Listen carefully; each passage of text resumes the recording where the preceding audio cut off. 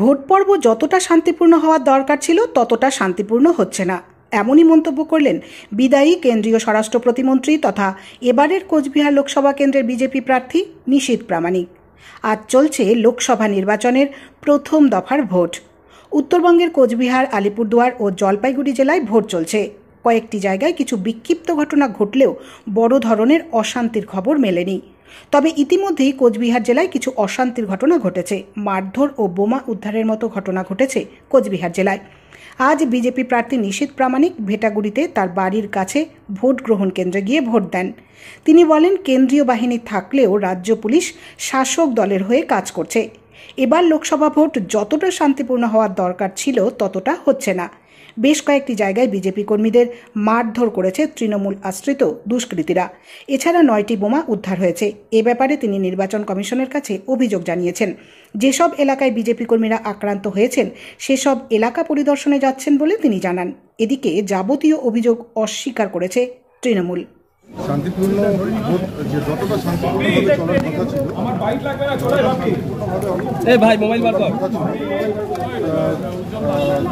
ততটা ঠিক হচ্ছে না। কারণ আমরা বলেছিলাম যে কিছু ক্রিমিনাল রয়েছে যাদের করবার কথা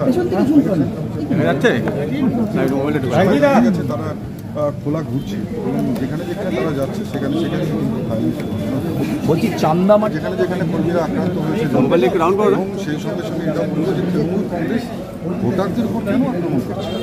তৃণমূল কংগ্রেস কি ভয় পেয়ে গেছে? পায়ের নিচের মাটি কি তৃণমূল কংগ্রেসের সরে গেছে?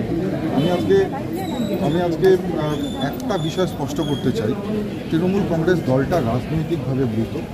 এদের ভায়োলেন্স ছাড়া এবং রাজ্য পুলিশকে ব্যবহার করা ছাড়া কোনো হাতিয়ার নেই, যে কারণেই এরা এই ধরনের সন্ত্রাস, এই ধরনের যে উচ্ছৃঙ্খলতা तृणमूल कांग्रेस को। इलेक्शन कमीशन देखिए, मैं कहूँगा इससे भी ज़्यादा सक्रिय रहना चाहिए था और बहुत जगह पर बार बार फ़ोन करने के बावजूद भी QRT टीम जो है वो रिस्पॉन्स ठीक से नहीं कर रहा है और बहुत सारा ऐसा जगह है जहाँ पर जो है स्टेट पुलिस का ऊपर भरोसा करके इलेक्शन कमीशन ने गलती किया, मैं ये कहूँगा, क्योंकि QRT टीम में सेंट्रल पैरामिलिट्री फोर्स का रहना बहुत ज़रूरी था। लेकिन बहुत सारा ऐसा सेक्टर है, सेक्टर के साथ स्टेट पुलिस मूव कर रहा है और सेक्टर में ज़्यादातर तो स्टेट गवर्नमेंट का स्टेट में सेक्टर में जो सेक्टर से उसमें ज़्यादातर स्टेट गवर्नमेंट का एम्प्लॉयज़ है, जिनको चुन कर सिलेक्ट कर इस कार्य में उनको लगाया गया। मैं कहूँगा कि